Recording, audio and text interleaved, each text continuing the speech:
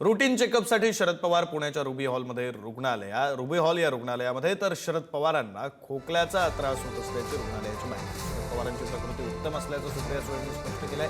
रुग्णालयाबाहेर गर्दी करू नका, रोहित पवारांनी कार्यकर्त्यांना आवाहन केलं। शरद पवारांना 5 दिवस अँटीबायोटिक दिले जाणार। खासदार सुप्रिया सुळे यांनी ही माहिती। उपमुख्यमंत्री सुनेत्रा पवार यांनी सुद्धा रात्री शरद पवारांची भेट घेतली। थोडंसं फिजिकल एक्झर्शन झाल्यामुळे छातीत कफ झालेला आहे, म्हणजे छातीत थोडंसं कंजेशन आहे आणि आम्ही योग्य त्या तपासण्या पाठवलेल्या आहेत आणि ट्रीटमेंट चालू आहे। आता कंडिशन एकदम स्टेबल आहे आणि तपासणी आल्यावरतीच आम्हाला जे काही त्याच्यात बदल करायचा असेल ते बदल करू। सर्व कार्यकर्त्यांना विनंती करतो, आपण अजिबात हॉस्पिटलला येऊ नका, कारण हॉस्पिटलमध्ये इतरही सर्व पेशंट आहेत आणि आत्ताच जसं डॉक्टरांनी सांगितलं की पवार साहेबांची तब्येत आता नॉर्मल आहे। आयसीयूमध्ये पवार साहेब नाही आहेत, एका प्रायव्हेट रूममध्ये आहेत। इतर पेशंटच्या हितासाठी इथं कुणीही गर्दी करू नये।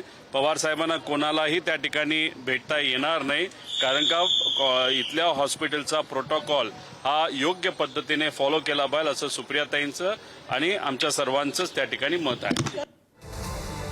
या संदर्भात बोलण्यासाठी आपले प्रतिनिधी तुषार झरेकर आपल्यासोबत जोडले गेलेले आहेत। तुषार, शरद पवारांच्या तब्येती संदर्भात, प्रकृती संदर्भात काही अपडेट समोर येत आहेत का? नक्कीच विक्रांत, एकंदरीत जर आपण पाहिलं तर ज्येष्ठ नेते शरद पवार यांची प्रकृती काल खरं तर खालावली होती। त्यांच्या घसा आणि त्यानंतर खोकल्याचा त्रास खरं तर त्यांना वाढला होता आणि त्यानंतर त्यांना बारामतीतून पुण्यातील या रुबी हॉलमध्ये आणलं गेलं।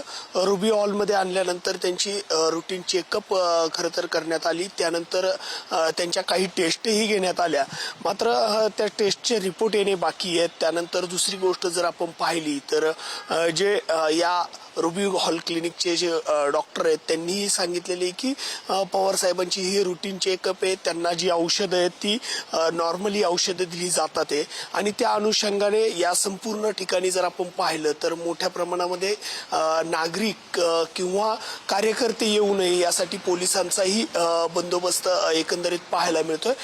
मात्र जर आपण या संपूर्ण घटनेकडे जर आपण पाहिलं तर ज्येष्ठ नेते शरद पवार यांची जी प्रकृती आहे ती आता स्थिर आहे।